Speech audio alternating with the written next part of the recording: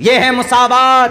اسلام پر اعتراض کرنے سے پہلے اس بھید بھاؤ کو دور کیا ہے۔ دیکھو دنیا والو، اگر تم نے اگر اندھ بھکتی کا چشمہ لگایا ہے تو اس چشمے کو اتار کر پھینکو اور دیکھو قرآن کریم کا فرمان، احادیث رسول کا پیغام دیکھو۔ equality before the Quran, all person all equal in the eyes of Allah Almighty سبحانہ و تعالی۔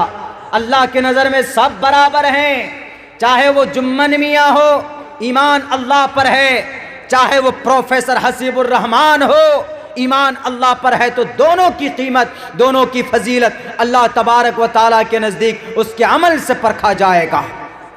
میرے ہندو بھائیوں، یہ آپ کے گرنتھوں کو چیلنج کرتا ہے ہمارا قرآن۔ آتوا الزکاۃ اقیموا الصلاۃ، سب کے لیے برابر آرڈر۔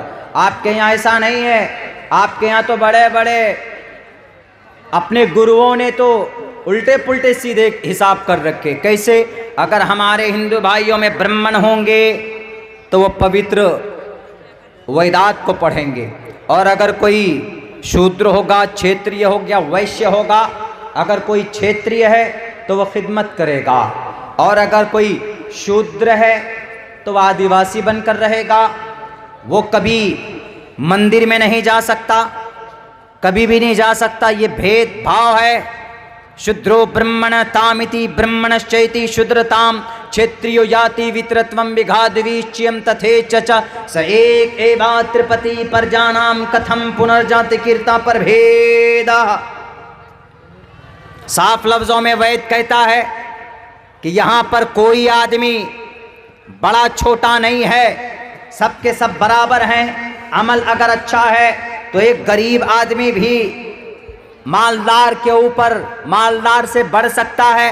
کون کہتا ہے؟ پرماتما کہتا ہے۔ ہمارے نبی نے بھی یہی پیغام دیا ہے، لا فضل لعربی علی العجمی، کسی گورے کو کالے پر، کالے کو گورے پر، مالدار کو امیر پر، امیر کو مالدار پر کوئی فوقیت حاصل نہیں ہے۔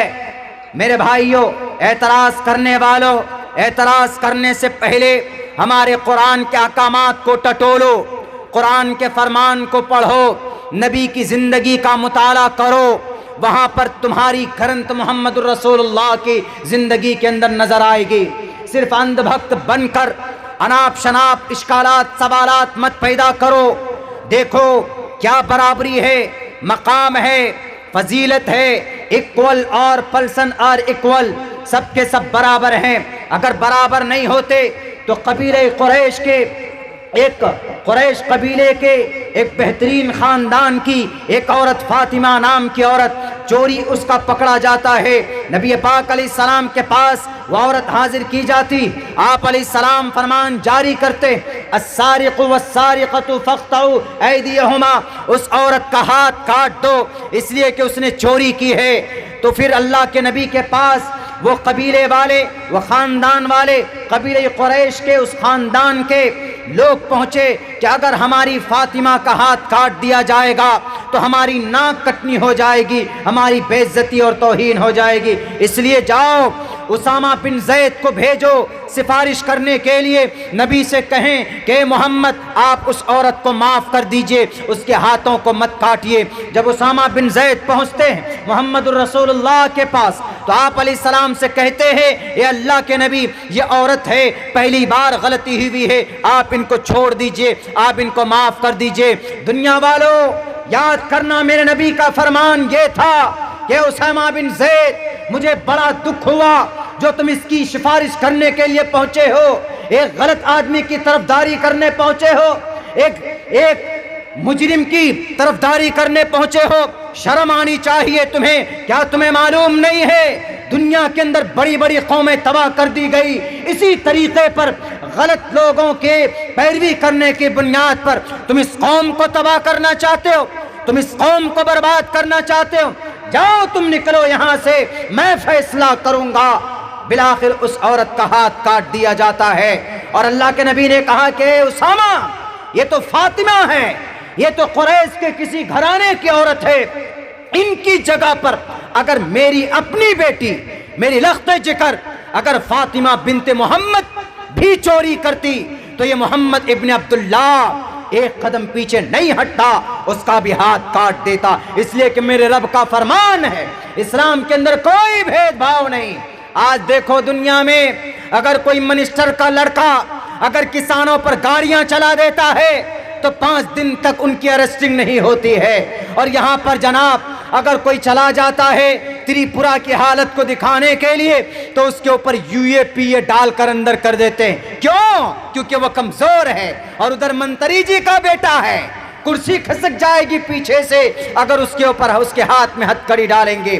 آؤ اسلام کے نظام کو دیکھو، مساوات، برابری، عورت ہو کہ مرد ہو، all person all equal in the sight of the قرآن۔ یہ تو تم نے بنائے، یہ بڑا، یہ چھوٹا، اسلام کے اندر اس کی کوئی اہمیت اور کوئی حیثیت نہیں۔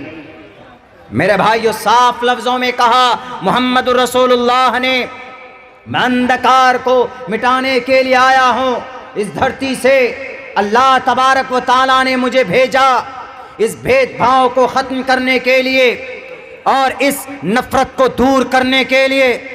اور آج اسی قرآن پر اور اسی احادیث پر اعتراض در اعتراض کر رہے ہو، پتہ نہیں ہے تو پڑھ کر کے دیکھو، محمد رسول اللہ کی پوری زندگی اٹھا کر کے دیکھو، صحابہ کرام پر الزام لگانے سے پہلے اس کو ٹٹولو، جرم کیا ہے، گناہ کیا ہے ان کا؟ کوئی گناہ نہیں ہے، نہیں جی الزام لگائیں گے۔ ارے اسلام کی طرح عدالت، مساوات، برابری دنیا کے اندر آج تک کسی قوم نے نہیں کیا، یہ یاد رکھنا ہوگا تمہیں، معلوم نہ ہو تو معلوم کرنا ہوگا۔ اٹھاؤ تاریخ پڑھ کر، جب ایران حضرت سعد بن ابی وقاص رضی اللہ تعالیٰ عنہ ایران کے گورنر بنے، چونکہ حضرت سعد نے ایران کو فتح کیا تھا، حضرت سعد ایران کے گورنر بنائے گئے۔ حضرت سعد نے جب دیکھا کہ میں گورنر بن چکا ہوں تو اس کے بعد